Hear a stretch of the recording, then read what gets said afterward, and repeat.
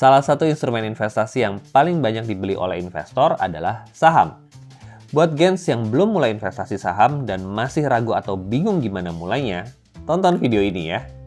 Kalau ngomongin investasi, walaupun banyak banget instrumen investasi yang tersedia sekarang, tapi pasti salah satu yang ada di pikiran kalian adalah investasi saham.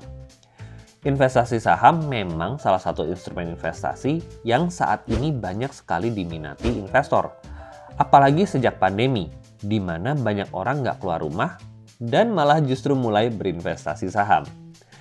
Dari tahun 2019 yang tadinya masih berjumlah 1,1 juta investor, di tahun 2022 jumlah investor saham Indonesia sudah mencapai 4 juta investor. Jadi buat gens yang belum investasi saham, mudah-mudahan video ini bisa jadi motivasi kalian untuk segera mulai. Pertama, saham itu apa sih? Saham dapat diartikan sebagai bukti kepemilikan sebuah perusahaan atau bukti penyertaan modal. Jadi dengan membeli dan memiliki saham, berarti kita ikut memiliki perusahaan tersebut.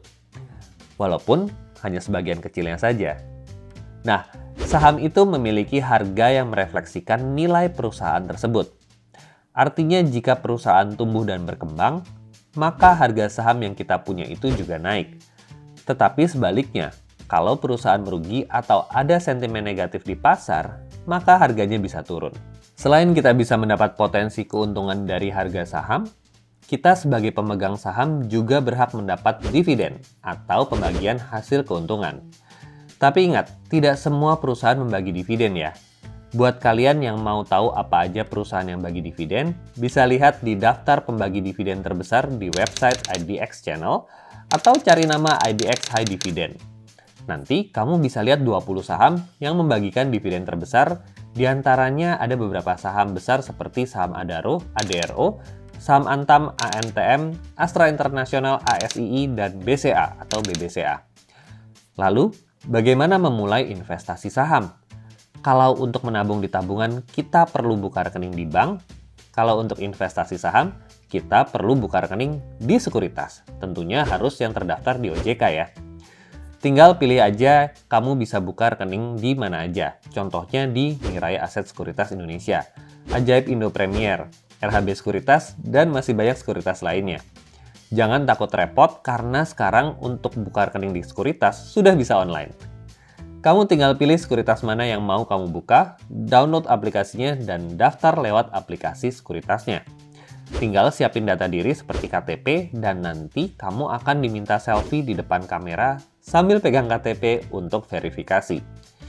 Biasanya dalam jangka waktu 2 hari sampai 1 minggu udah jadi kok rekening kamu. Pembukaan rekening sekuritas ini juga sekaligus untuk pembukaan rekening di bank penyimpanan atau bank kastedian ya.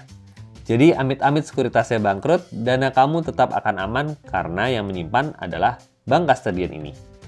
Nanti kalau sudah rekening sekuritasnya jadi, kamu akan dapat nomor rekening dana nasabah atau RDN, dan nanti tinggal transfer ke rekening tersebut untuk top up dana kamu di sekuritasnya. Prosesnya cepat, kurang lebih paling 1 hari. Kalau sudah, nanti kamu bisa lihat saldo kamu dan bisa langsung beli atau jual sahamnya. Saat membeli saham, harga yang tertera nanti adalah harga per lembar saham. Sedangkan untuk membeli saham, minimal adalah 1 lot atau 100 lembar saham. Jadi misalnya kamu mau beli saham BCA atau BBCA yang saat ini harga per lembarnya 8675, 1 lotnya dikali 100. Jadi modal yang kamu butuhkan adalah Rp867.500 untuk membeli 1 lot saham BCA. Nggak murah ya? Tapi jangan khawatir, karena masih banyak saham perusahaan lain yang bagus-bagus yang harganya masih murah kok. Contohnya saham perusahaan jamu Sido muncul, kode sahamnya SIDO, Sido, yang sekarang harga per lembarnya hanya Rp865. Artinya modal minimal yang kamu perlukan untuk membeli 1 lot saham Sido hanya Rp86.500. Jadi, kita tetap bisa investasi di saham walaupun dengan modal kecil. Yuk, mulai investasi saham. Kamu bisa sisihkan sedikit uang untuk investasi saham di perusahaan yang kamu suka mulai dari sekarang.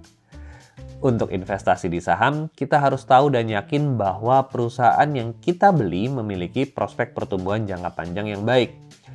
Untuk kalian gens yang masih baru mulai, Saya sarankan untuk membeli saham perusahaan besar yang ada di sektor perbankan atau konsumsi. Karena dua sektor ini yang biasanya tumbuh stabil secara jangka panjang.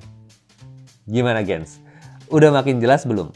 Kalau kalian masih ada pertanyaan dan pingin bahas topik yang lebih dalam mengenai saham, tulis di kolom komentar ya. Oke, sampai ketemu di edisi selanjutnya.